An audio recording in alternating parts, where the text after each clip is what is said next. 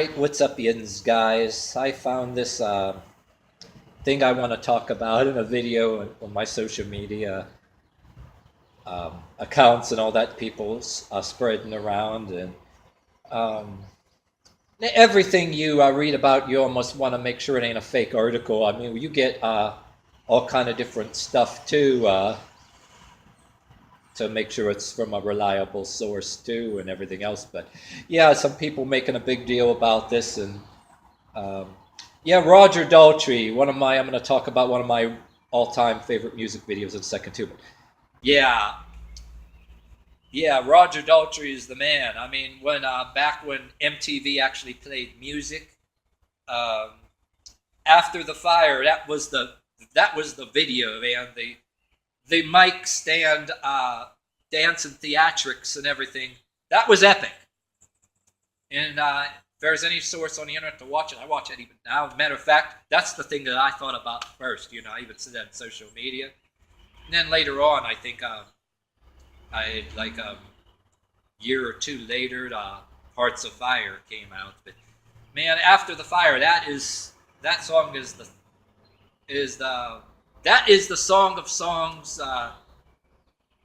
as far as his work and like worth it. But that song like rules. Roger Daltrey is he's the man. You know what I mean? But I have to have a lot of respect for people that want to outright say stuff like that because, hey, in places where I worked, even if you say something polite, man, you get these dirty ass looks hiding behind some crocodile smile. You can tell that crocodile smirk people give you when they ask, and every little thing when people ask you in these places you work, like even while joking, in so many cases, they want to or they talk about if that's what they do, smoking after their job or whatever too.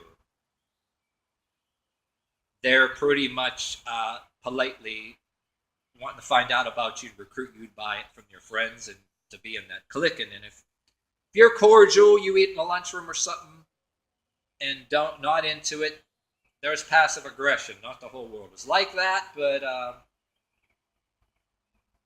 and then people I give you dirty ass looks, whether you even say on social media or in videos that if you admit that if you want to say anything, there's such a bias. Like all of a sudden, if they become the jury of the population. Oh, I'm just somebody that has to shut the fuck up, even though I'm willing to accept that you got some friends that are sick and everything else, and but that's the way it is. That's how people are. But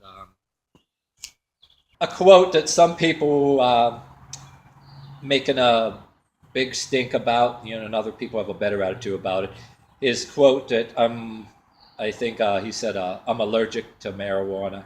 I had to bust out laughing because I couldn't have said it any better myself. And keep in mind, any of you guys that are still with me that you smoke it, whatever reason, because you're sick for whatever reasons, it's not about that. I imagine I don't even care. And matter of fact, there's the classic marijuana smell that I had neighbors in the past and people I knew smoked. I don't even care. I'll sit in a room with it and I don't care. But I had stories that people be smoking that stuff that smells like skunk, out in the open, that you don't even know who's smoking it where you're walking around places around your town.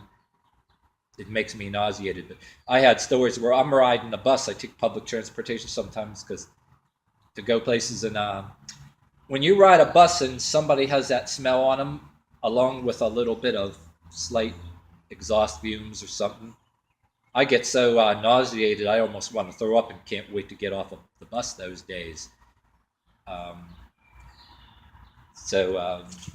Yeah, if I'm in a place that's not out in the open and somebody has that smell on them, it makes me want to throw up. But actually, a classic marijuana, it doesn't bother me. And I had people stalk me on my Facebook out of nowhere. I think they were, and I had them on my friends list because of Facebook games. Stalking me before they even asked me. I myself, no offense to people that use something responsibly, if our governor does legalize it in my state, Pennsylvania, people, that one thing that pisses me off is people don't even let you talk. They don't even, even on social media, they don't even, if you do a video on it, they don't even watch the whole fucking video. They just write whatever. And even I wrote on my Facebook, nothing against certain people that smoke marijuana, but it's becoming the great Nebuchadnezzar that if you don't smoke it, you're kind of, it's not good enough that you tolerate it or whatever, just like any other kind of things around and here. You're expected to bow down to it. Like I regarded it as the great Nebuchadnezzar. And I've said that on my social media, and I had some woman stalk me on Facebook. And, well, she, on her Facebook, she had found out, I guess, through Facebook games, we had friend each other over that, how that goes, to get more points in your games. And some of you people don't even know who each other are. And I post my fitness stuff and everything else. But anyway, she sees that I wrote that I have a disclaimer. Like I said, some people are sick. I'm all for it. And yeah, the stuff that you extract from the non-getting high stuff that you want to make as medicines, I don't care if it stops seizures. And there's these with all kind of other stuff like going on. Oh yeah, in the video when I made a few pauses about people being sick and stuff. I was in my head trying to remember the one other sickness that I approved of too. And you know how you're bad with names and you remember it, it's talked about all the time? Autism. They're finding, ways that it's helping autism along with seizures, but I had some pauses that I was saying in conversation. And yes, of course. But I also believe a thing too where no different than, I would rather people have the pot rather than all these psychotropics out there. That even though I'm not a Scientologist, and there's this thing called the Citizens Commission on Human Rights. I found the website by accident, an Industry of Death. I didn't even know Scientology ran it, but I totally support the mentality in the videos that people were giving that shit to war vets and it was killing people and causing suicide. They're giving you these drugs over top. But you got to be careful what people are doing to marijuana, too, buying it from wrong people. But I'd rather people have marijuana than that shit. And whether it's psychotropics or marijuana or anything, I have this concern too. And also our governor is cracking down on too. Like they're arresting now doctors and the pharmaceutical companies now for pushing the opioids. And there's some other states, I think, following suit. But that and psychotropics and marijuana, I said, could be the same thing. What if they're putting stuff in it that you don't really, they say, oh, it's not addictive, but just like fucking cigarettes and tobacco, you know how they had that lawsuit? You can do that to marijuana too, put stuff in it and people don't know it to get people, they make a lot of money, you know what I mean? And you don't know what people were doing to it. But what I hate too is, there's a part of society that wants people to be sick. No matter what you're smoking, what pills you're taking. There's a kind of shaming going on, who knows who's behind the scenes. There's people that act like overgrown school kids. I mean, like everywhere from you work. Some people just want to get high, but there's people that want everybody to be sick. And like I said, there's, if you claim to not be sick, now there's something wrong with you. It's the new normal. If you don't want to, like I said too, the people that that are sick are act nice for a while, but they start shaming you and then even accusing you of not having enough of empathy for them and everything else. And hell, I'm one of them people, if I don't need pain pills or doctor, I just refuse them. I said, I don't want it. Like I actually broke my one knuckle one time punching a wall real hard 20 years ago. I just felt it snap. I did knuckle push-ups, so I felt it snap. It wasn't, oh. Some people got the softer hands. For example, if you're not a guy or a girl that works on cars, your knuckles all the time, if you shake somebody's hand, you see they got the real soft hands. They hit a wall, right? It can get annihilated because them bones are softer, whether you do work or knuckle push-ups, right? And well, mine just snapped. And then I saw it bent, almost like that professional boxer I seen on TV that was in a convenience store, and a guy was going to rob a convenience store, and the dude blocked the gun and popped him one, and he bent his hand, But I went there just get it cast up. I said, nope, no pain pills for me. I don't want them. Then people throwing a fit, they taken my word for the fact that I didn't want them, throwing a fit like it's some kind of big sin. Oh, you don't want pain pills.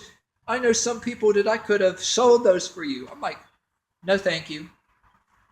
But there's a lot of people that I believe they're egging people on and encouraging people to be sick, and encouraging to be sick from young age, encouraging young kids to be depressed,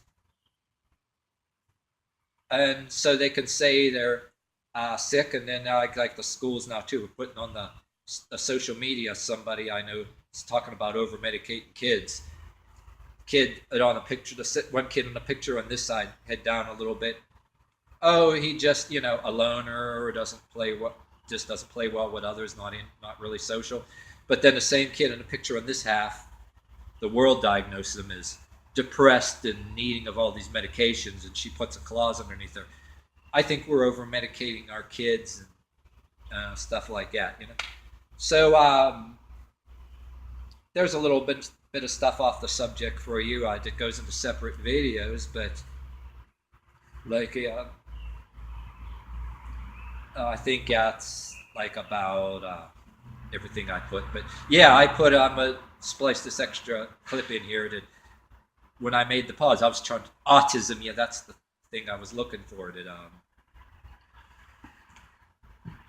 But anyway, that's it for this video. One thing I've talked about too is for people that are sick, but in a lot of cases, like one woman I talked about too, who had just earlier in this video, she was like one of them people that I have seen. Not everybody that's sick is like that. That may have been like some people's ex-wives and some others.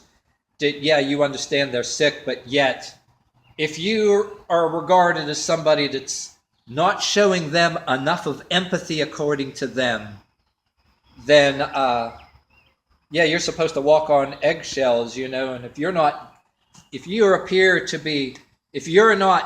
don't even want to, there's a, whether people do this with pills or in marijuana, you're actually, in some cases, some people take certain things, that pills, and they're, them.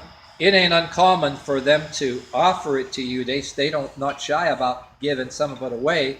And in some cultures and some people, they're offended if you don't take it, if it's not your thing. They're actually offended. It's actually very strange too. And then they'll twist it on you. And they do that too.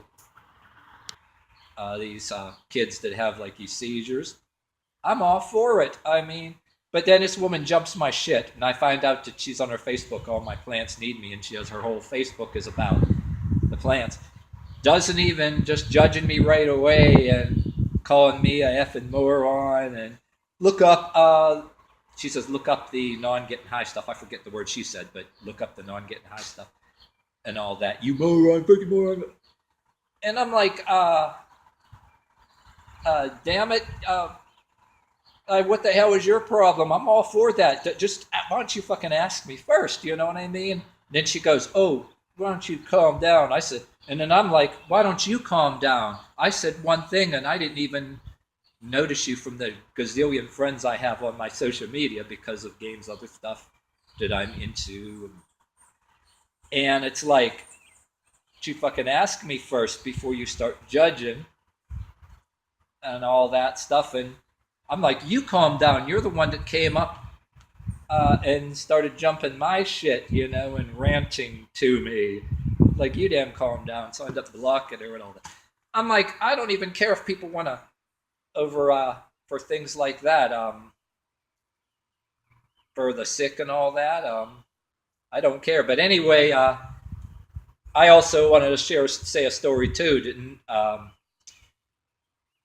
There was other things I talked about too, like this other friend and all that. She's because she was sick, she actually had a hole in literally a scar, a hole in her hole in her skull she had from a car accident and never been right since. And certain pain pills, they don't work and everything else all the time. And let her have the marijuana, right? And she had people that, unfortunately, if you have to take pain pills on a prescription, which if you do have some pain, that permanent damage to a neck or something, the pain pills do damage kidneys and body parts in time, and too. But when you got those things, people come out of the woodwork and want them off of you and everything else, and take the marijuana. But then I always thought that, hey, we were friends, she tolerated me, right, and all that stuff. I don't care. She's smoking the stuff right in front of me and everything else, and I don't care. And I thought she was okay with me not doing this. I don't care what you do, just don't attack me for what you do. Later on, started getting passive-aggressive in front of her friends, and trying to shame me. Oh, I'm ashamed of her smoking, as I won't do it. I'm like that shaming. What I don't go for is that shaming bullshit. Like that, yeah, people can do what they want in their house and their property or whatever, but then they bring you around all of a sudden, and now you're friends, and they wonder why you don't want to be around them anymore. Is they start that little shaming bullshit, like accuse you of treating them like they're diseased, like, and accuse you of being some kind of not wanting to be around them, and all kind of garbage like that. And I'm like, which is freaking ridiculous. But yeah, one other story that I mentioned too. This one really, another one that turned me off of marijuana before that. Like, I don't care if anybody else smokes in the crowds. I probably would have been in them crowds if I didn't have that shit happen. And this is a story similar to a Jamaican guy that I followed yoga channels. I had so many subscriptions that I lost the guy somewhere, but he did a video on one of his yoga videos. This Jamaican guy, he said that this bunch of his friends rolled the window up on purpose and all that. And he said, well, it still never done nothing for him, so he didn't care for it. Guy after my own heart. Same way Roger Daltrey, if that's true. Guy after my own heart. But anyway, I was working at a place called Advo like over 20 years ago, before I landed a one job I had for a bunch of years. You don't want to bore you all them details. I ended up another job. But I used to go, the place used to be close to me. It printed out and bundled up all the junk mail that was sent to the post office, the junk mail, a company that processes the junk mail before it goes to your post office. The shit that mostly everybody throws right in the trash, But anyway, I worked there for a while. I rode with my brother in the car, even though I was there locally. But even when my brother couldn't go, I was still able to get there. I was barely 2 miles away, whether I'm messing my foot. I lived next to a place that was across from a restaurant, so I did a lot of eating rather than cooking. That's what I spent my money on. I didn't really do any drinking. As much as I ever did, like one day a week, there was a cafe around the corner, a beer with a fish sandwich over there, and I wasn't a Barstool drinker. But the restaurant across the street, mostly you had neighbors below me that smoked the old sweet leaf there, not the sticky stuff. But I don't know, but I did a lot of eating anyway, and I smelled it up there. I didn't care what they did, as long as they don't attack me for what I did. I said hi to them once in a while. Never know, I might have felt like eating more just because. Yes, that place was my home. I still miss the place. That kind of life, I'd take that back in a minute. I was in my glory days, old people staring at me accusing, he probably sells marijuana, he probably has a marijuana farm. And I was working a good paying job at the time, and spending on food, I love that shit, I wouldn't go anywhere. But anyway, this place that I went with my brother, they moved. It wasn't close anymore, right? So they moved farther away to a bigger building. So I had a carpool with my brother. My brother was a crew leader for there a little while because he was there, like, for a while. He got picked to be a crew leader. But then when he left the job, I had to carpool with these other dudes. We were friends with them. They were okay people. I didn't know either way. But what turned me off of marijuana is like that Jamaican guy in the one yoga video a long time ago. He reminds me of him. But all of a sudden, I didn't want to go to the parties on Fridays that they drove all the way over. There was a lot of people that it was no real secret. Some of those people, when you're in industrial factory places where there's marijuana, other drugs, yeah, you get drug tests, but people laugh at those one little drug test. In so many rules, some of them not in so many words, some of them are nice to you, but most of them that area, drug tests, get out of here. They fucking rule the factory work, factory jobs, you know what I mean? So anyway, I was riding with these guys. They were my friends. I didn't know what they smoked or how much they smoked, but that bugged me. Go to the parties, they showed me their bag and stuff. They're smoking in the car. They closed the window deliberately, and they were saying, well, the money that I split in the carpool to pay for gas, just because I didn't want to go to parties or I didn't want to buy or from any of their friends or smoke any of it, right?